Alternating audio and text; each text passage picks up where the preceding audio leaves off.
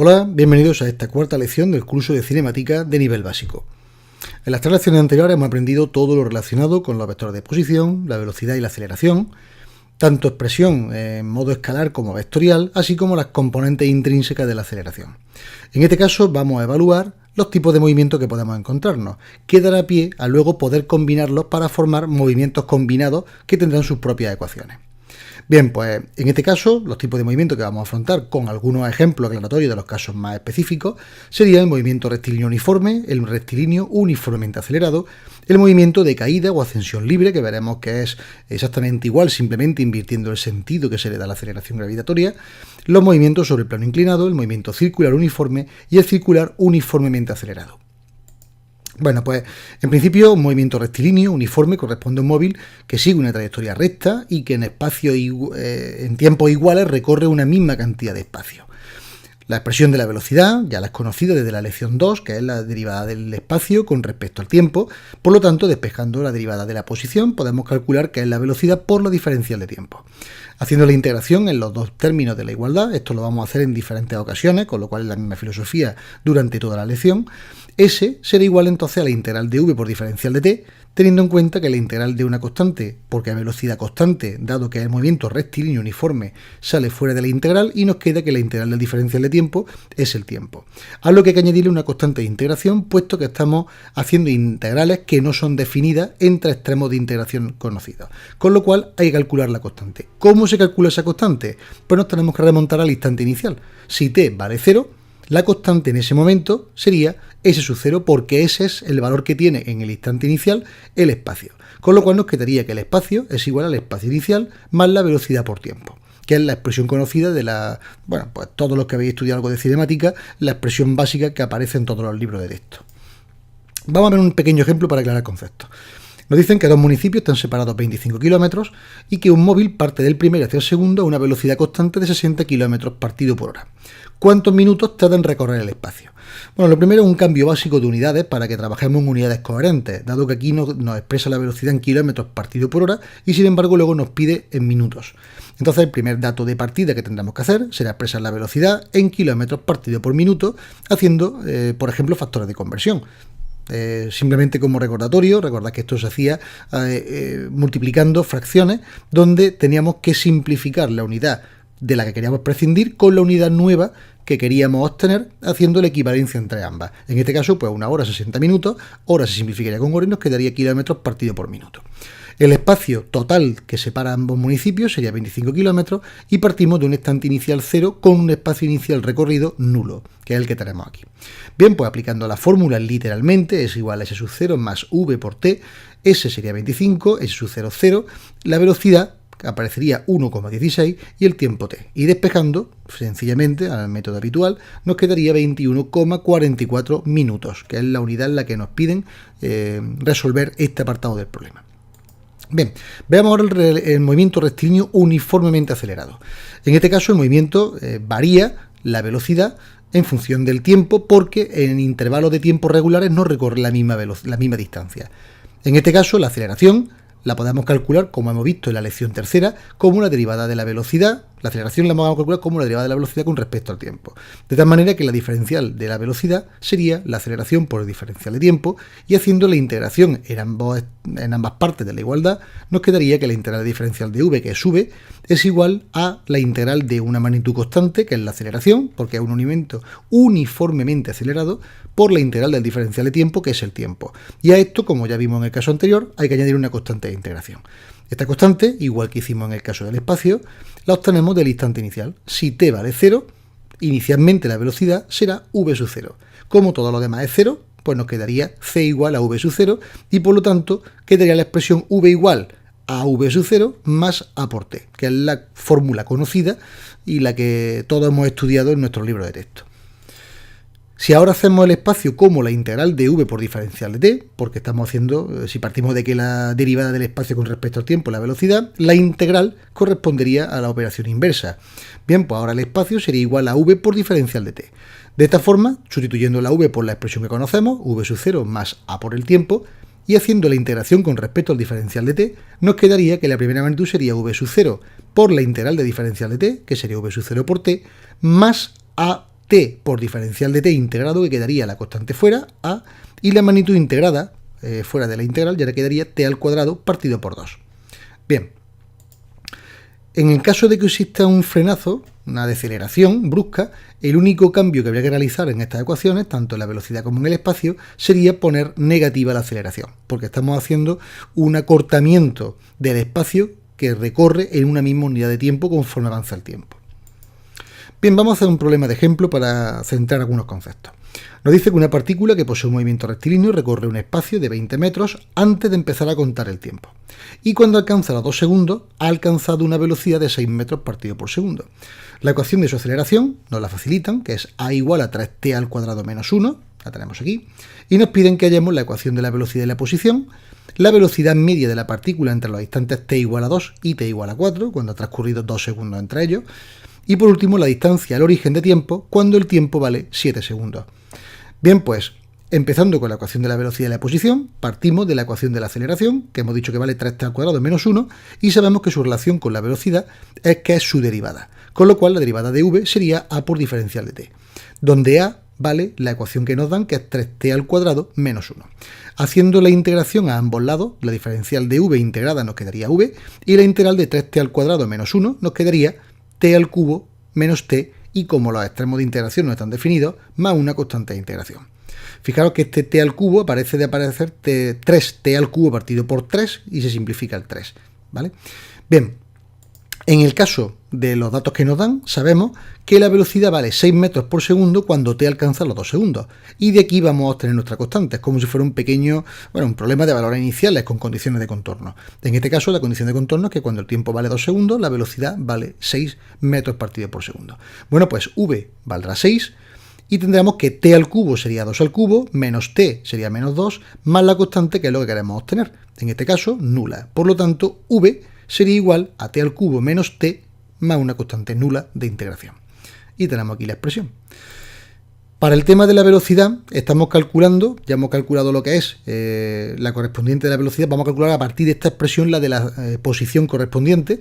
Tendríamos que ahora v es igual a la diferencial de s en función del tiempo, y de ahí despejamos el diferencial de s, como v diferencial de t, pero v ya conocemos su valor, sabemos que vale t al cubo menos t.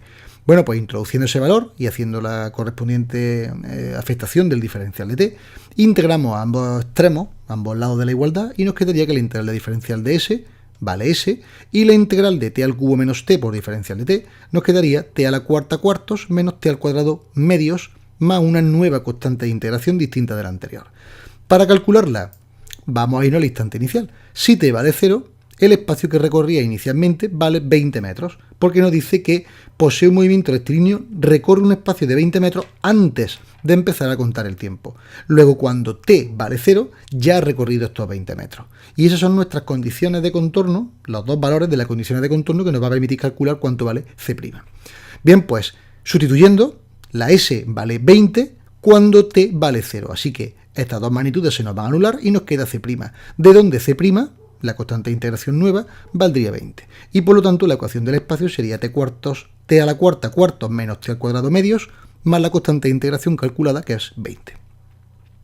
Bien, ¿cómo calculamos la velocidad media de la partícula entre esos dos instantes? Bueno, pues calculamos cuál es la posición en cada uno de ellos y luego aplicamos la velocidad, el concepto de velocidad media.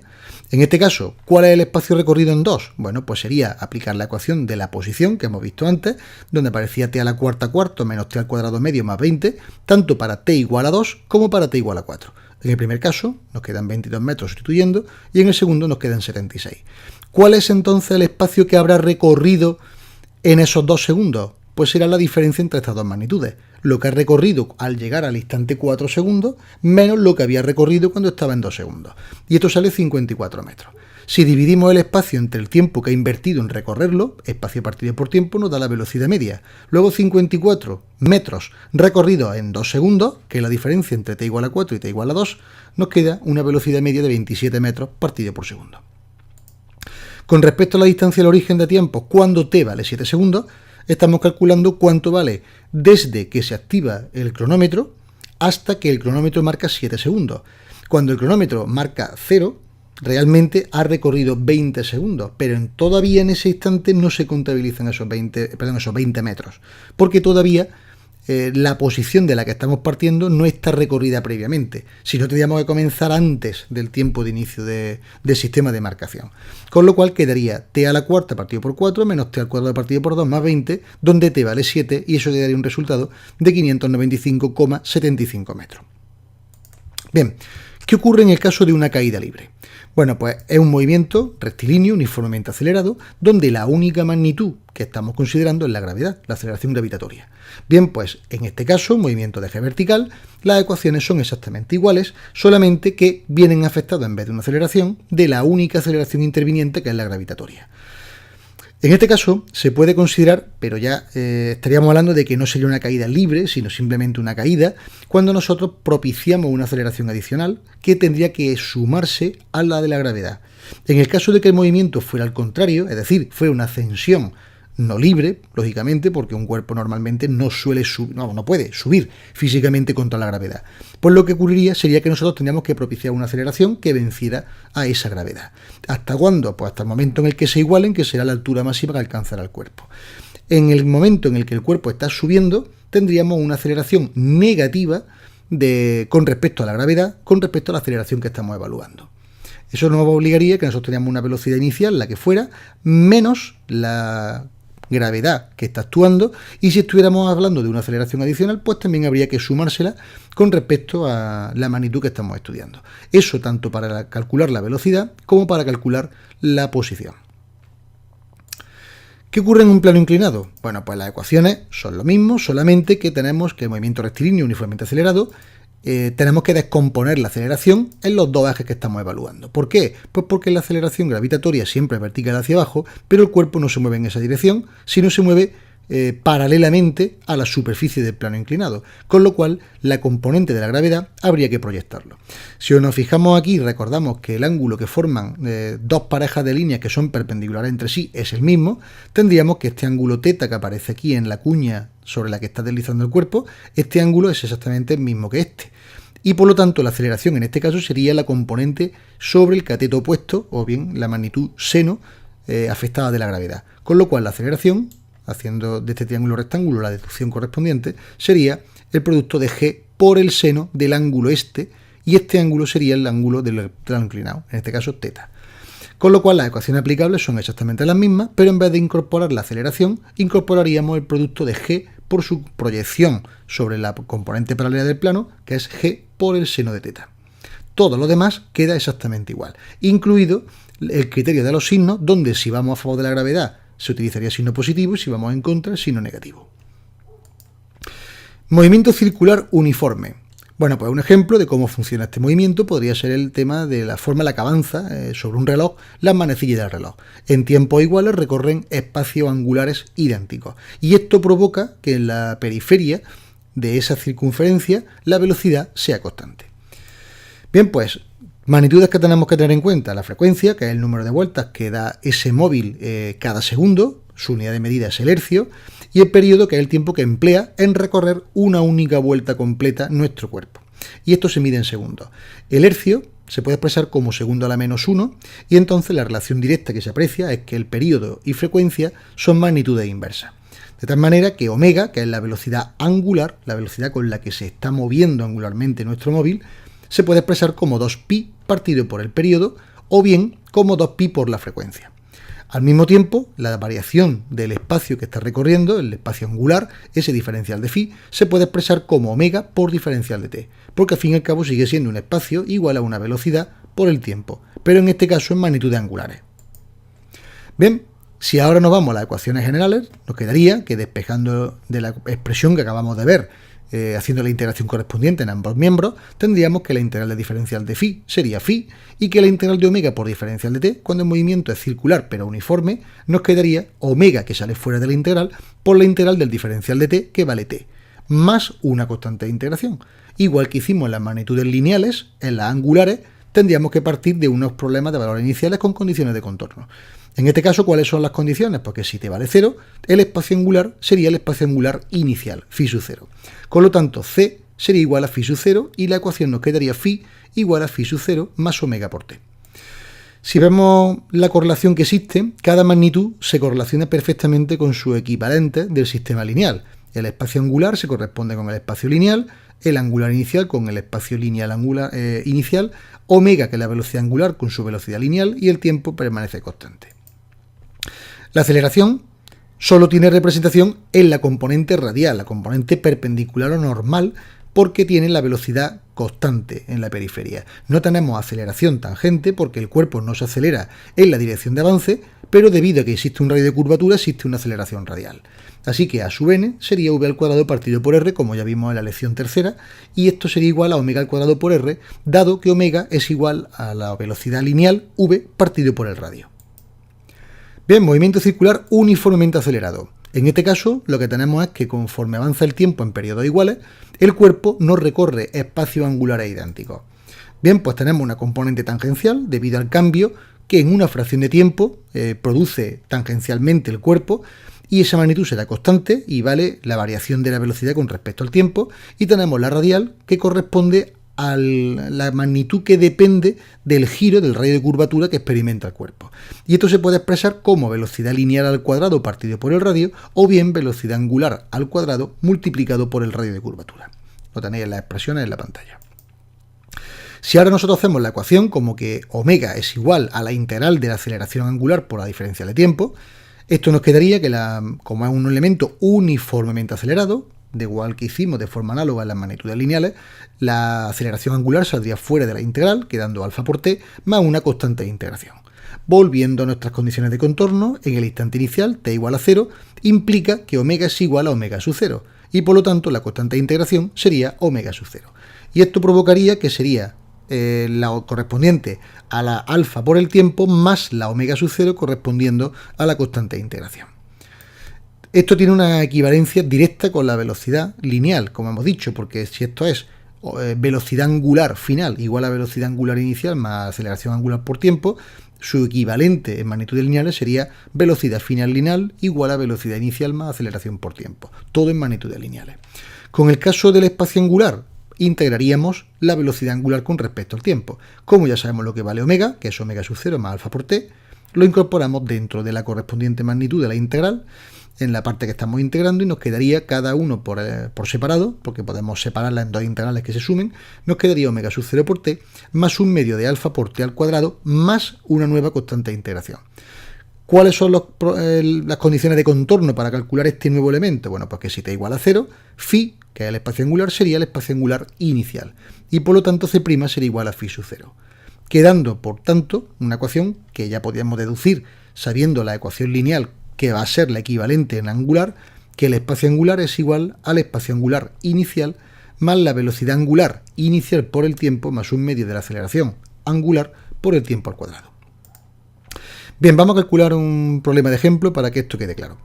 Nos dice que un volante de inercia necesita 5 segundos para conseguir un giro de 320 radianes. Hablamos de un espacio angular. Si su velocidad cuando ha transcurrido ese tiempo es de 80 radianes partido por segundo, calcular su aceleración, supuesta constante, sus componentes partiendo de un radio de curvatura de 10 metros y su velocidad angular inicial. Bien, en principio partimos de la ecuación de la velocidad angular, que es omega sub 0 y más aceleración alfa por el tiempo, de tal manera que la velocidad que alcanza al final serían estos 80 radianes partido por segundo, que es la que va a alcanzar una vez transcurridos estos 5 segundos, igual a omega sub 0, que es desconocida, más alfa, que es desconocida por el tiempo transcurrido, que son nuestros 5 segundos. Por otro lado, también conocemos el espacio angular. Sabemos que parte sin tener un espacio angular inicial, con lo cual phi sub 0 va a valer 0, pero sabemos el espacio angular que recorre en esos 5 segundos, que son estos 320 radianes. Luego phi será igual a 5 veces omega sub 0 por el tiempo, más un medio, 0,5, de la aceleración alfa por el tiempo elevado al cuadrado. Y tenemos dos ecuaciones con dos incógnitas que sean omega sub 0 y alfa. Despejando estas ecuaciones nos quedaría que omega sub 0 es igual a 48 radianes partido por segundo y que alfa es igual a 6,4 radianes partido por segundo al cuadrado. De aquí podemos comprobar también una relación que se da frecuentemente en la cinemática, tanto en las componentes lineales como en las angulares, y es que la velocidad final al cuadrado menos la velocidad inicial al cuadrado es igual a 2 veces la aceleración por el espacio recorrido, ya sean magnitudes lineales como magnitudes angulares. Bien, por otro lado, ¿cuánto vale nuestra aceleración tangencial? Bueno, pues nuestra aceleración tangencial tendríamos la diferencia entre las dos velocidades angulares, la final menos la inicial, 80 menos 48, dividido por el tiempo que estamos tardando en recorrerlo, es decir, 6,4 metros partido por segundo al cuadrado finalmente. Y al final, la aceleración normal la podríamos calcular como el omega al cuadrado por r, siendo omega la velocidad angular final, el 80 que tenemos, y r nuestro radio de curvatura, que son 10 metros. Con lo cual nos quedarían 64.000 metros partido segundo al cuadrado. Y por último, la aceleración total que podríamos calcular la podemos obtener a partir de sus componentes intrínsecas, haciendo el módulo como la raíz cuadrada de cada uno de sus componentes al cuadrado. Y esto quedaría aproximadamente 64.000 metros segundo al cuadrado, dado que la velocidad lineal, perdón, la aceleración tangencial que presenta en la periferia es muy reducida si lo comparamos con la velocidad angular tan enorme que provoca una aceleración normal de un rango muy superior. Bien, pues hasta aquí esta cuarta lección del curso de cinemática de nivel básico que estamos preparando para vosotros. Hemos visto hasta el momento, como recordatorio, lo que es la vectora de posición correspondiente, la velocidad con sus componentes, la aceleración, tanto a nivel escalar como vectorial y sus componentes intrínsecas, y ahora hemos visto los tipos de movimientos que se presentan. En el siguiente tutorial, la lección 5 de este curso, vamos a ver todo lo que corresponde con los movimientos lineales que se pueden dar cuando agrupamos más de un movimiento lineal para ver su trayectoria. Bien, pues espero que este vídeo, este tutorial haya sido de tu interés y te espero en la siguiente lección.